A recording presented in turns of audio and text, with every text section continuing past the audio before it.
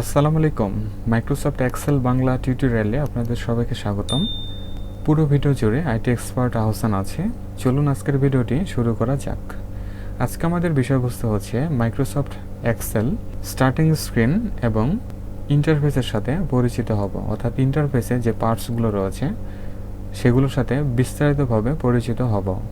তো পূর্বের লেকচারগুলো আপনি যদি না দেখে থাকেন তো অবশ্যই চ্যানেল থেকে দেখে নেবেন। প্রথম পার্টে ছিল মাইক্রোসফট এক্সেল কি এবং বেসিক বিষয়বস্তুগুলো।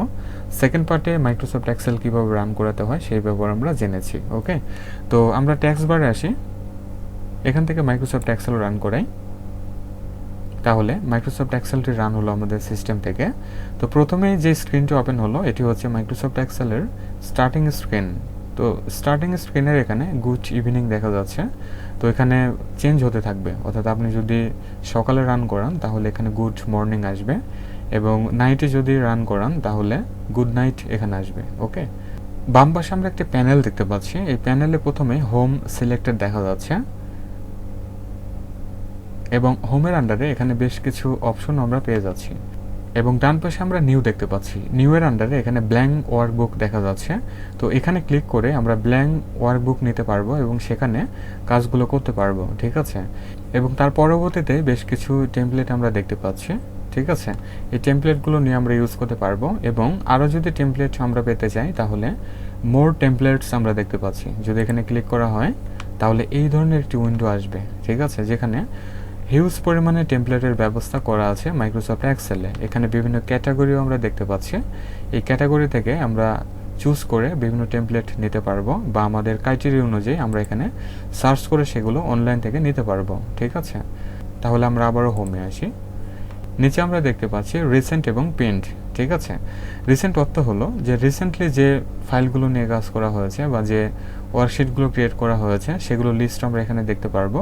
এখান থেকে আমরা সিঙ্গেল ক্লিকের মাধ্যমে এই ফাইলগুলো ওপেন করতে পারবো। ঠিক আছে, আর যে ফাইলগুলোকে পিন করে রাখা আছে সেগুলো পিনে যদি ক্লিক করা হয় তাহলে এখানে সেগুলো ডিসপ্লে হবে। ঠিক আছে, যেহেতু আমার কোনো কিছু পিন করা নেই তার জন্য পিনে কোনো কিছু দেখা যাচ্ছে না। তো আমরা যদি একটি পিন করি, পিন করার জন্য দেখুন এখানে মাউস নেওয়ার সাথে সাথে pin this item to the list রয়েছে, ক্লিক করতে হবে, তাহলে সেটি পিন হবে। ঠিক আছে, এখন যদি আমরা পিনে ক্লিক করি তাহলে এখানে সেটি ডিসপ্লে হচ্ছে। ওকে, আবার এখানে না চাইলে জাস্ট এখানে যদি ক্লিক করা হয় তাহলে আনপিন হবে।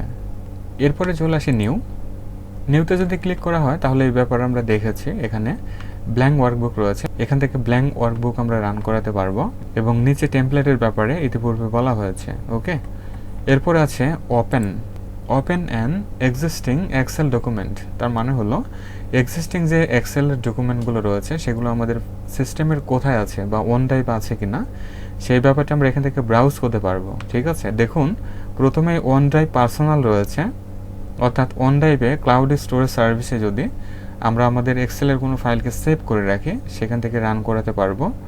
দিস পিসি অর্থাৎ হলো আমাদের এই পিসিতে যে লোকাল হার্ড ডিস্ক ড্রাইভগুলো রয়েছে সেখানে যদি কোনো এক্সেলের ফাইল থাকে সেখান থেকে রান করাতে পারবো।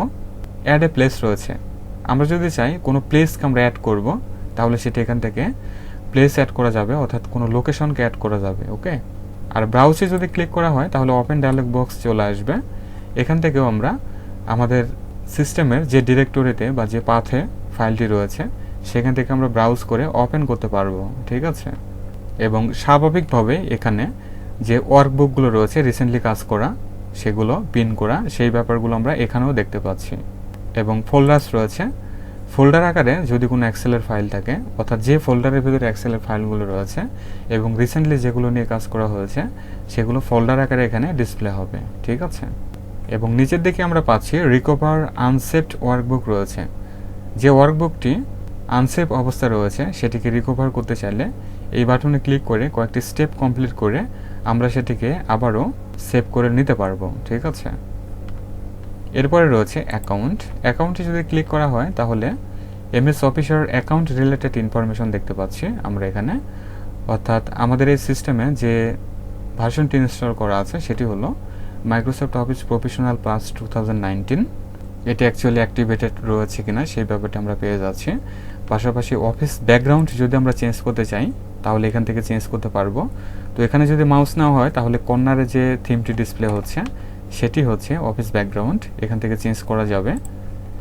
এরপরে থিম যদি আমরা চেঞ্জ করতে যাই, অনেক সময় ডার্ক থিম নিয়ে কাজ করা লাগতে পারে, চোখের উপরে অনেক সময় রিফ্লেক্ট পড়তে পারে, অর্থাৎ অনেক সময় ধরে যদি কাজ করা হয় তাহলে এখান থেকে আমরা সিলেক্ট করে দিতে পারবো। ঠিক আছে, তো আপাতত কালারফুলি থাকুক। এবং আরও কিছু অ্যাকাউন্ট ইনফরমেশন আমরা এই পেজে পাবো। ঠিক আছে, এরপরে ফিডব্যাক রয়েছে। আপনি মাইক্রোসফট এক্সেল ব্যবহার করে কী ধরনের ফিলিংস আপনার ভিতরে আছে সেগুলো 3টি সিস্টেম এখানে দেওয়া আছে, বা 3টি অপশন আমরা পেয়ে যাচ্ছি। এখান থেকে আপনারা চাইলে সেন্ড করতে পারেন এবং অবশ্যই সেটি ইমেলের মাধ্যমে ভায়া হবে। ঠিক আছে, এরপরে রয়েছে অপশনসে যদি ক্লিক করা হয় তাহলে হিউজ অপশন রয়েছে। তো এই ব্যাপারটা আমি এখন আপাতত অত ডিটেলস বলবো না। তো এগুলো কাজ করার সময় আমাদের সামনে যখন যে অপশনটি আসবে আমরা এখান থেকে অপশনগুলো নিব এবং ওই অপশন সম্পর্কে বিস্তারিতভাবে আমরা জানবো। ওকে, তাহলে এক্সেল স্টার্টিং স্ক্রিনের সাথে আমরা পরিচিত হয়েছি। এখন ব্ল্যাঙ্ক ওয়ার্কবুক আমরা সিলেক্ট করি। এখন ব্ল্যাঙ্ক ওয়ার্কবুক যদি সিলেক্ট করা হয় তাহলে এই ধরনের একটি উইন্ডো ডিসপ্লে হচ্ছে বা ওপেন হচ্ছে। এটি হচ্ছে মাইক্রোসফট এক্সেলের মেইন ইন্টারফেস। এই ইন্টারফেসে অনেকগুলো পার্টস রয়েছে বা পার্ট রয়েছে, সেগুলো আমরা এখন বাই ডিটেলস জানবো। প্রথমেই আমরা কুইক অ্যাক্সেস টুলবার দেখতে পাচ্ছি। কুইক অ্যাক্সেস টুলবারের কাজ হচ্ছে কুইকলি কাজ করার জন্য বিভিন্ন ছোট ছোট টুলকে, বা এখানে যে রিবনগুলো দেখা যাচ্ছে এগুলোকেও চাইলে আমরা কুইক অ্যাক্সেস টুলবারে অ্যাড করে রাখতে পারি। ঠিক আছে, তাহলে এটি হচ্ছে কুইক অ্যাক্সেস টুলবার।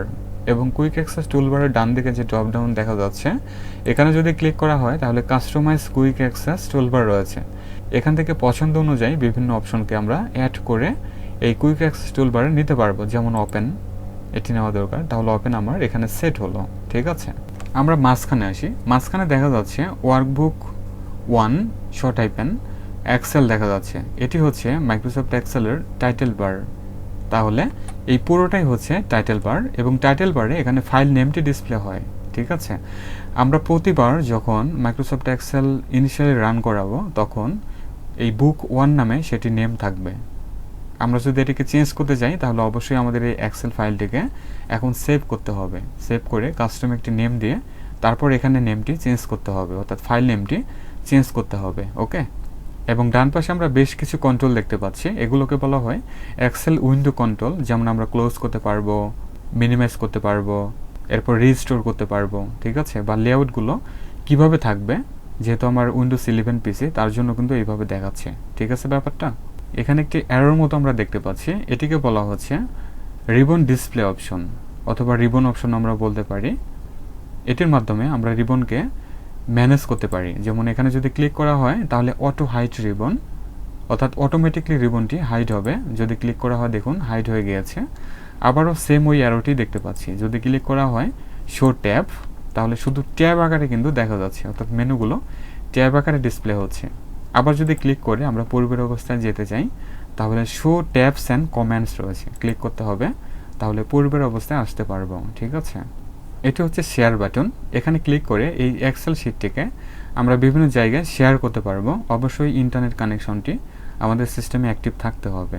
ঠিক আছে, এখানে একটি অ্যারোর মতো দেখা যাচ্ছে উপর দিকে নির্দেশিত। এটিকে বলা হচ্ছে রিবন কলপাস অথবা এক্সপান্ড ফর্মুলা বার বাটনও বলা যেতে পারে। এখানে যদি ক্লিক করা হয় তাহলে সমস্ত রিবনগুলো আমার হাইড হয়ে যাচ্ছে। ঠিক আছে ব্যাপারটা। আবার যদি পূর্বের অবস্থায় যেতে চাই তাহলে যে কোনো একটি ট্যাবের উপরে ক্লিক করতে হবে, তাহলে সেগুলো আবার ওপেন হচ্ছে।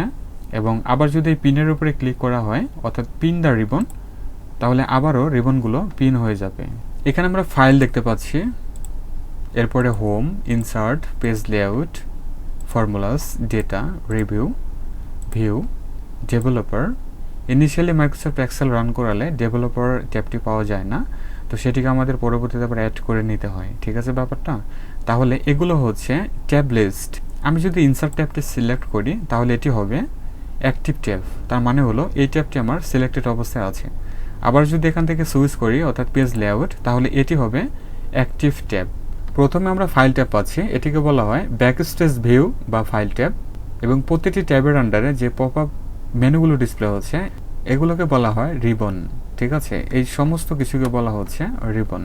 এখানে আমরা লক্ষ্য করি মার্জিনস রয়েছে, ওরিয়েন্টেশন রয়েছে, সাইজ রয়েছে। এগুলোকে আমরা বলবো টুলস অথবা টুলবার অথবা রিবন। এবং এই পুরো গ্রুপটাকেই আমরা বলবো কমেন্ট গ্রুপ অথবা সেকশন। ঠিক আছে, দেখুন এখানে পেজ সেটআপ আমরা দেখতে পাচ্ছি, তাহলে এটিকে আমরা বলবো কমেন্ট গ্রুপ অথবা সেকশন, কারণ এই সেকশনের আন্ডারে বিভিন্ন রিবনগুলো আমরা দেখতে পাচ্ছি। ঠিক আছে, প্রতিটি সেকশন বা কমেন্ট গ্রুপের ডান দিকে আমরা একটি অ্যারো দেখতে পাচ্ছি। ঠিক আছে, এটিকে বলা হচ্ছে ডায়লগ বক্স লঞ্চার। তার মানে হলো এই পেজ সেটআপ যে গ্রুপটি আমরা রয়েছে এর আরও বিস্তারিত সেটিংসগুলো আমরা পেতে চাইলে অবশ্যই ডায়লগ বক্স লঞ্চারে ক্লিক করতে হবে, তাহলে স্বতন্ত্র একটি করে উইন্ডো ওপেন হবে। দেখুন পেজ সেটআপের জন্য একটি উইন্ডো আমরা পেয়ে যাচ্ছি বা পপ আপ উইন্ডো আমরা পেয়ে যাচ্ছি, এখান থেকে যাবতীয় সেটিংসগুলো করা যাবে। ঠিক আছে, আবার দেখুন এখানে রয়েছে শিট অপশনস, এখানেও কিন্তু ডায়লগ বক্স লঞ্চার দেখা যাচ্ছে। যদি ক্লিক করা হয় তাহলে সেম বিষয়বস্তু দেখা যাচ্ছে, কিন্তু ট্যাব আকারে এখানে শিট সিলেক্টেড দেখা যাচ্ছে। নিচে লক্ষ্য করি এটিকে বলা হচ্ছে সেল নাম্বার বক্স, অর্থাৎ যে সেল সিলেক্টেড থাকবে ওই সেলের নাম্বারটি এখানে ডিসপ্লে হবে। ঠিক আছে, আমরা যদি চাই এখানে কাস্টম কোনো নেম টাইপ করব, যেমন আমরা টাইপ করলাম E4, এন্টার কিটি প্রেস করলে আমাদের যে সেল সিলেক্টের ব্যাপারটি রয়েছে সেটি কিন্তু E4 এ চলে আসবে অটোমেটিক।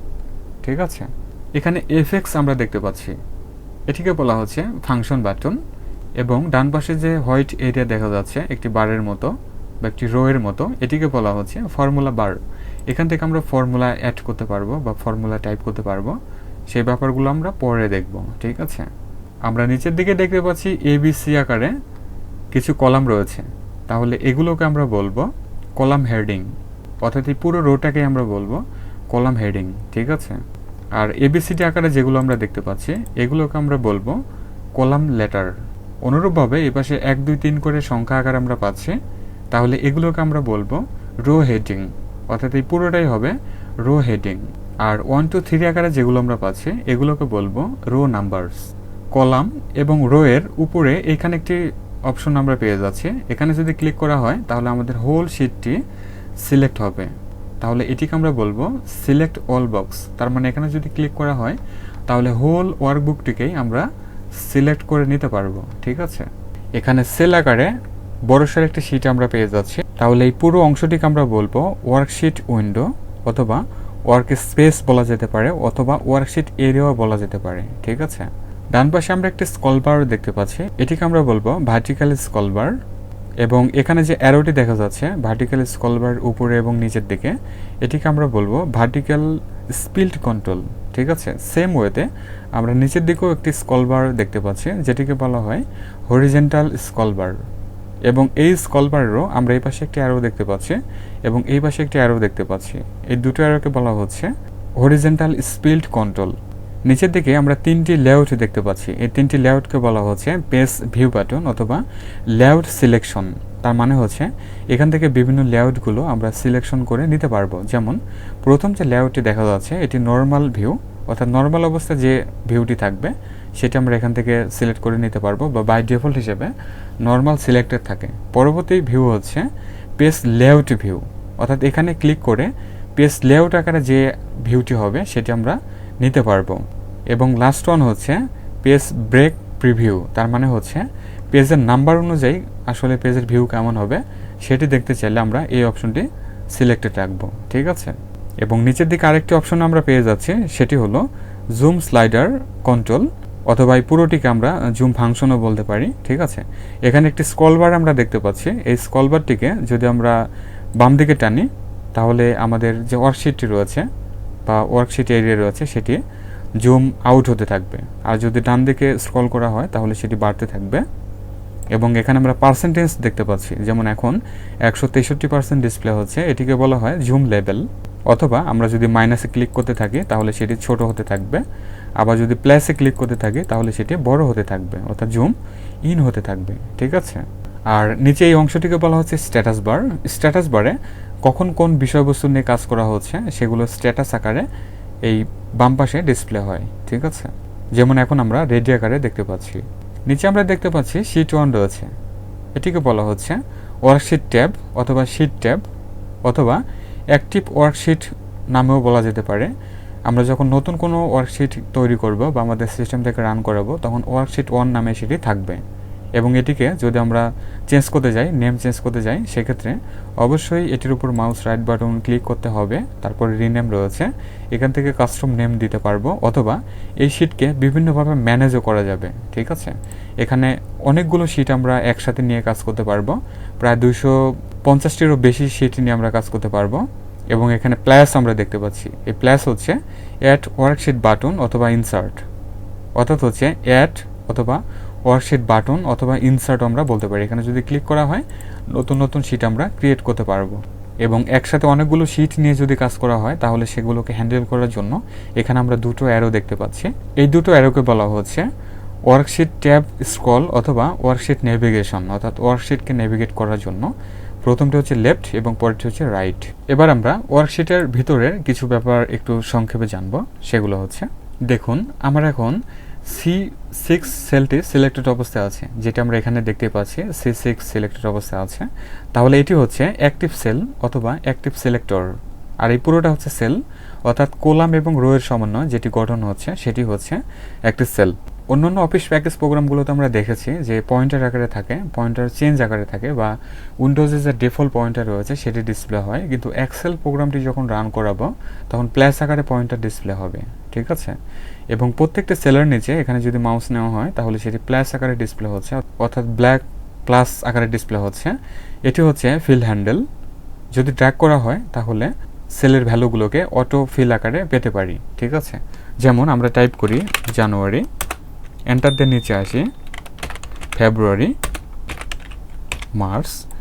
এখন যদি তিনটি সেল আমরা সিলেক্ট করে যদি ফিল হ্যান্ডেল ইউজ করি তাহলে দেখুন সেপ্টেম্বর, তাহলে দেখুন ডিসেম্বর পর্যন্ত আমরা কিন্তু এই ফিল হ্যান্ডেল ইউজ করে অটো ফিল পেয়ে যাচ্ছে। ঠিক আছে ব্যাপারটা। যদি ওয়ার্কশিটে কোনো সেল সিলেক্টেড অবস্থায় থাকে তাহলে সেটি সেল অ্যাড্রেস অথবা সেল রেফারেন্স হিসেবে কাজ করে। এবং সর্বশেষ আমরা উপরে দেখতে পাচ্ছি tell me what you want to do, অর্থাৎ হলো আমরা এখানে যে রিবনগুলো দেখতে পাচ্ছি এই রিবনগুলোকে খুঁজে পাওয়ার জন্য খুবই দ্রুত আমরা এখান থেকে সার্চ করতে পারি। যেমন আমরা সার্চ করি ব্যাকগ্রাউন্ড লিখে, তাহলে বিএসসি লেখার সাথে সাথে চুজ ব্যাকগ্রাউন্ড আমরা দেখতে পাচ্ছি, বা ওই রিলেটেড যে সমস্ত অপশনগুলো রয়েছে সেগুলো এখানে ডিসপ্লে হচ্ছে। মাইক্রোসফট এক্সেলে কাজ করার জন্য এই উইন্ডোর সাথে আমরা ব্যাপকভাবে পরিচিত হয়েছে, এবং আরও কিছু বেসিক বিষয়বস্তু রয়েছে সেগুলো আমরা জানার পরে আমরা এই রিবনগুলোর কাজে চলে যাব। ঠিক আছে ব্যাপারটা। তাহলে ভিউয়ার এতটুকু ছিল আজকের এই ভিডিও। আজকের এই ভিডিওর মাধ্যমে আমরা জানতে পারলাম মাইক্রোসফট এক্সেলের যে স্টার্টিং স্ক্রিন রয়েছে এবং যে উইন্ডো রয়েছে অর্থাৎ ইন্টারফেস, সেখানে কী কী পার্টস রয়েছে বা কী কী অপশনগুলো রয়েছে সে সম্পর্কে আমরা বিস্তারিতভাবে জেনেছি। এগুলো আমরা অবশ্যই বাসায় হিউজ পরিমাণে ট্রাই করব এবং মুখস্থ রাখার চেষ্টা করব। আর ভিডিওটি ভালো লাগলে লাইক, কমেন্ট, শেয়ার করবেন। চ্যানেলটিকে যারা এখনও সাবস্ক্রাইব করতে পারেননি প্লিজ সাবস্ক্রাইব করে সাথে থাকবেন। নতুন ভিডিওগুলো দেখার জন্য অবশ্যই বেল বাটনটি প্রেস করে রাখতে হবে। মাইক্রোসফট এক্সেল থেকে শুরু করে অন্যান্য অফিস প্যাকেজ প্রোগ্রামগুলো যারা শিখতে চাচ্ছেন চ্যানেলটিকে ফলো করতে পারেন। হিউজ পরিমাণে টিউটোরিয়ালের ব্যবস্থা করা আছে বাংলা ভাষায়, এবং অন্যান্য ভিডিওগুলো মিস করবেন না, সেগুলো সময় করে দেখবেন। সবাই ভালো থাকুন, সুস্থ থাকুন। Thanks for watching.